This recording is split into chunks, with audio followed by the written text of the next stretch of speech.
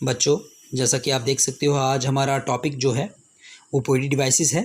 तो poetic devices के बारे में आज थोड़ा बहुत डिस्कस करेंगे। लास्ट चैप्टर हमारा ले था तो वो ख़त्म हो चुका है, वो फिनिश हो चुका है। लेकिन मैंने कुछ क्वेश्चंस उसके अभी नहीं भेजे हैं, वो मैं सेंड कर दूंगा जल्दी ही।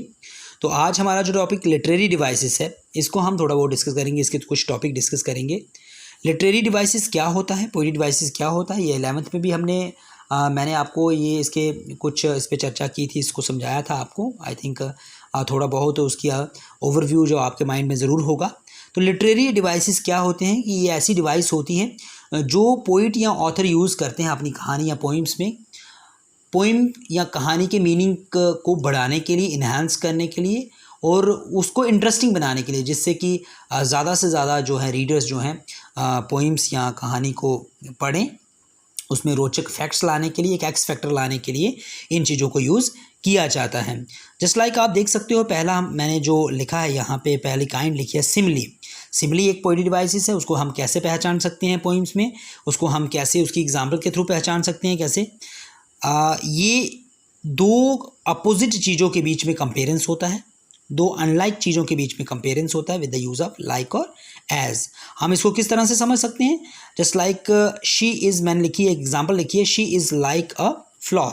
दैट मीन टू से मैंने एक लड़की को, एक औरत को, एक लड़की को एक फ्लावर से कंपेयर करने की कोशिश की है, जो कभी नहीं हो सकता। बिकॉज हम लड़की को लड़की के साथ कंपेयर कर सकते हैं, औरत को औरत के साथ कंपेयर कर सकते हैं, एक मिनटू से ऑब्जेक्ट को ऑब्जेक्ट के साथ कंपेयर कर सकते हैं। बट यहाँ पे मैंने टू अनलाइक थिंग्स को मैंने कंपेयर करने की कोशिश की है, जो कि रियल में नहीं होता है। So with the use of like और एज अगर हम करते हैं, ऐसा कभी आता है आपको दो पोइम में या स्टोरी में, तो वो सिमिली का यूज़ किया हो सकता है, या आपने समझना है। आगे है मेटाफर। तो मेटाफर क्या है, मेटाफर भी सेम चीज़ है, यहाँ भी टू अनलाइक चीज़ों के बीच में कंपेरेंस होता है, बट अनलाइक ऑब्जेक्ट्स के बीच में कंपेरेंस होता है, बट यहाँ पे कंपेरेंस जो है वो without the use of like और एज। यहाँ लाइक और एज के बिना जो है वो कंपेरेंस होती है, दो अनलाइक चीज़ों के बीच में कंपेरेंस होती है। तो कहीं ना कहीं सेम ही है, आप इसको पहचान सकते हो। अगर आप सिमिली को आपको समझ आ चुका होगा तो मेटाफर भी आपको समझ आ चुका होगा, क्योंकि मेटाफर में सिर्फ आपने क्या करना है, यहाँ पे सीधी सीधी बात होगी, यहाँ पे सीधी सीधी कंपेरेंस होगी, कोई भी लाइक या एज का यूज़ बीच में नहीं होगा। जस्ट लाइक हम कह सकते हैं he is a star, he is a star. That mean to say ही एक पर्सन है एंड स्टार एक ऑब्जेक्ट है। तो डिफरेंट अनलाइक चीज़ें हैं, इनके बीच में अगर हम कंपेरेंस कर रहे हैं तो दैट मीन टू से विदाउट द यूज़ ऑफ, देख सकते हो आप, मैंने सिमिली की तरह यहाँ पे कोई भी लाइक और एज का यूज़ नहीं किया है। तो अगर हम ऐसी कंपेरेंस करते हैं तो ये मेटाफर की कैटेगरी में आता है।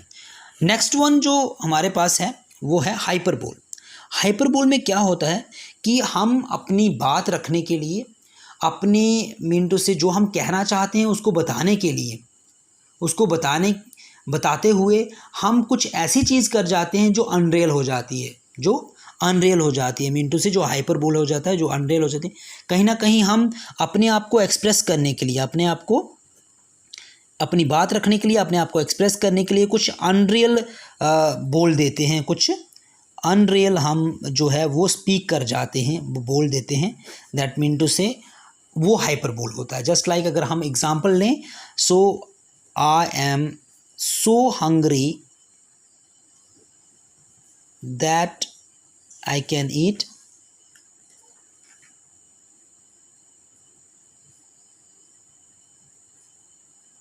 अ horse, I can eat a horse.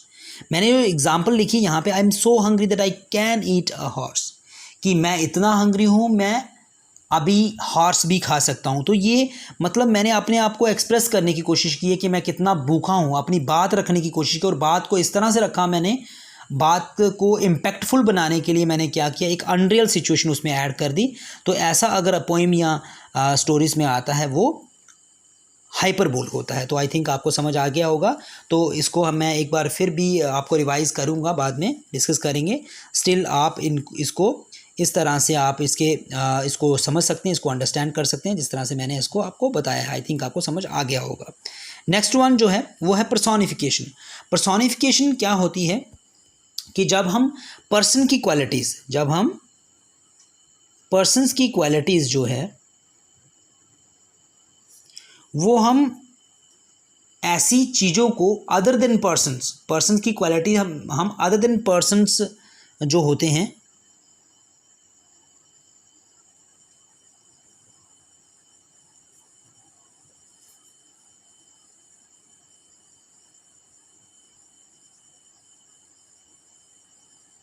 Persons qualities अगर हम गिवन टू नॉन लिविंग और लिविंग भी नॉन लिविंग और living things other than persons. यहाँ पे मैंने लिखा है कि अगर हम पर्सन्स की क्वालिटीज़ कहीं ना कहीं पोइम या स्टोरीज़ में पर्सन्स की क्वालिटीज़ नॉन लिविंग या living things other than persons, जो पर्सन्स के अलावा, मीन टू से पर्सन्स के अलावा जो भी हैं, पर्सन्स को छोड़कर पर्सन्स के अलावा जो भी लिविंग और नॉन लिविंग थिंग्स हैं, उनको अगर हम पर्सन्स की क्वालिटीज़ जो है ट्रांसफ़र करते हैं तो दैट मीन टू से हमने क्या किया है, हमने पर्सोनिफिकेशन किया है। जस्ट लाइक इसकी एग्जांपल मैं अगर दूं, just like today the sun is beating अस।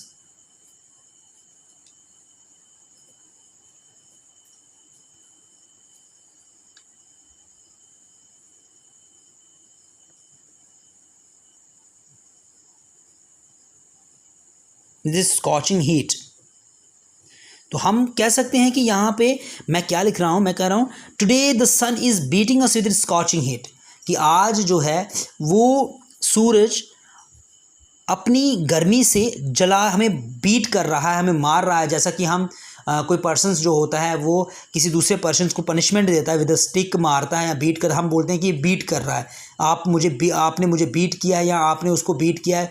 तो ये बीट कौन करता है, पर्सन करता है, ना कि कोई और नॉन लिविंग या एनिमल नहीं करते, वो लिविंग कैटेगरी में आते हैं। या फिर सन की जो मैंने एग्जांपल दी है वो बीट नहीं करता। तो हमने क्या किया है, अपनी बात रखने के लिए कि हमें कितनी गर्मी लग रही है ये बताने के लिए हमने क्या किया, एक अनरियल यहाँ पे ये बताने के लिए हमने क्या किया, पर्सन की क्वालिटीज़ जो हैं वो हमने एक सन को दे दी, जो कि पर्सन नहीं है, उसकी क्वालिटीज़ अगर हमने सन को दी हैं तो दैट मीन टू से हमने पर्सोनिफिकेशन यहाँ पे किया है, पोइट ने पर्सोनिफाई किया है कुछ चीज़ों को।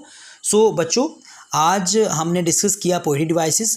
तो मैं इसके कुछ और टॉपिक्स भी हैं, वो भी मैं डिस्कस करूंगा इसके बाद में। तो आज के लिए सिर्फ इतना ही, आपको इसको अंडरस्टैंड करना है और समझना है और इसके नोट्स भी बनाने हैं। सो बच्चों, अब आज के लिए सिर्फ इतना ही। Thank you.